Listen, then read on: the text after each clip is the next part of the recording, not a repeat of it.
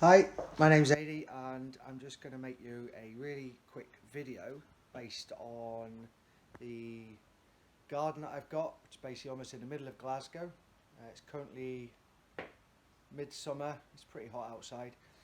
Just wanted to give you a good example of what you can actually do in a small garden with upcycling, crates, pallets, all the usual stuff, and actually how much stuff you can grow and how easy you can grow it. Message for you, Mark. Guy called Mark, he's in Australia and he has a YouTube channel called Self-Sufficient Me. And he likes to say if you can't be self-sufficient in everything, just be self-sufficient in something. So for you, Mark, please, by all means, I'm more than happy for you to use this video as a link or use its content or anything else.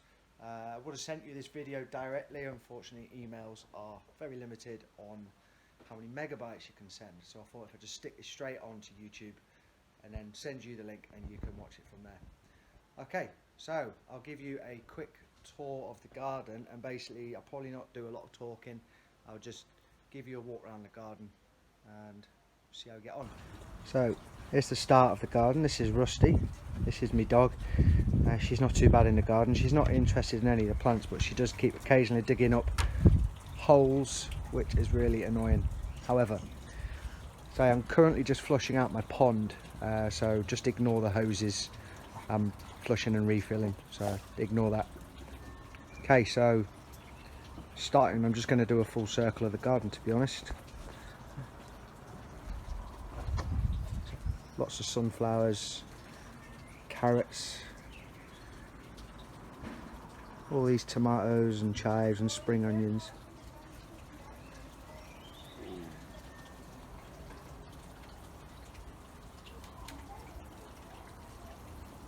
I even put some plants inside this tree trunk. Dug the hole quite deep, and actually it's growing really healthily and it's just started to flower now. That's been in there for about 4 months.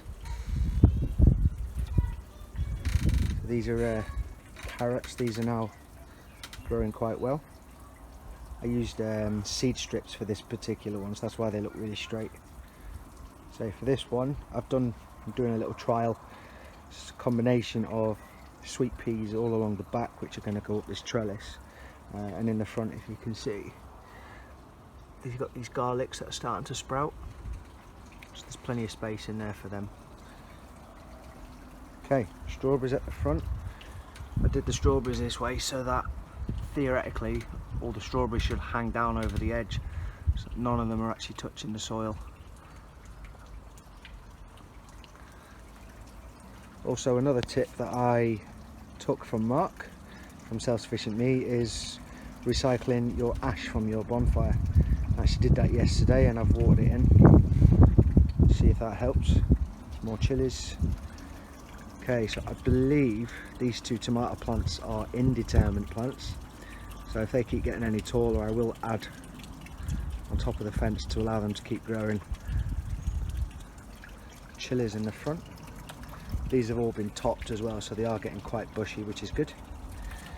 More tomato plants down there. They'll probably eventually get transplanted because there is quite a lot in there. I've also raised them off the floor. Same down there. These ones, there's actually quite a few tomato plants in here. I think these ones are determinate. It looks quite bushy, whereas they're actually really well pruned underneath, and every single one of them have got flowers on and tomatoes starting to sprout. So more chilies.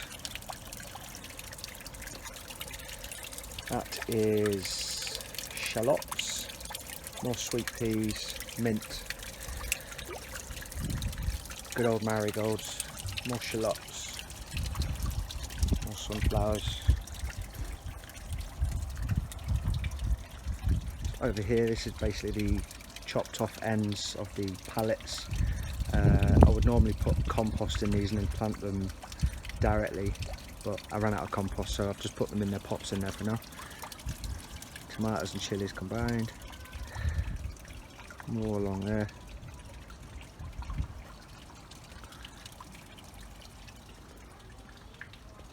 More giant sunflowers in this one. Again, this is just another crate. More tomatoes in the front in pots.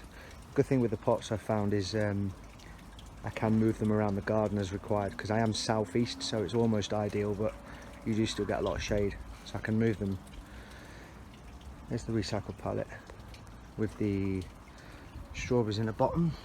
If you see just under there, there's a strawberry starting to grow there, and as you see it's hanging down, so it's not even on the soil.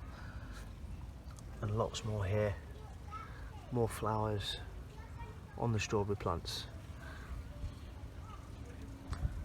Okay, this is a bunch of rocket mixed with back blue sweet peas. And again, that's another crate.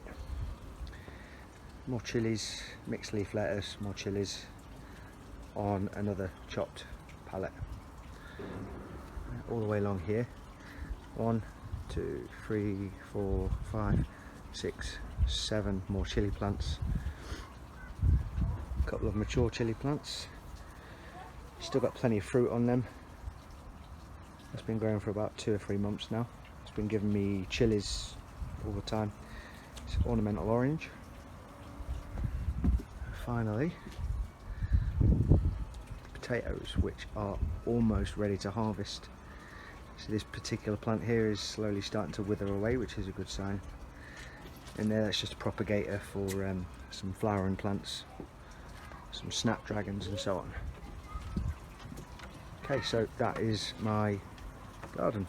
Oh, I forgot to mention apple tree there, first season, and it's actually got one single apple, which is good, and another apple tree.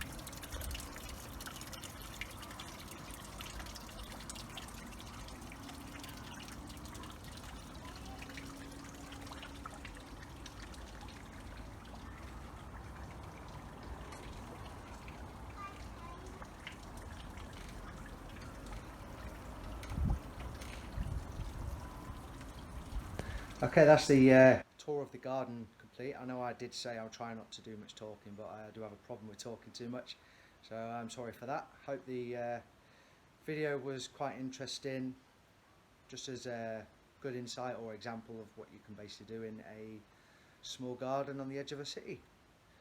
So I hope you like it, and let us know in the comments below. Thank you. Bye.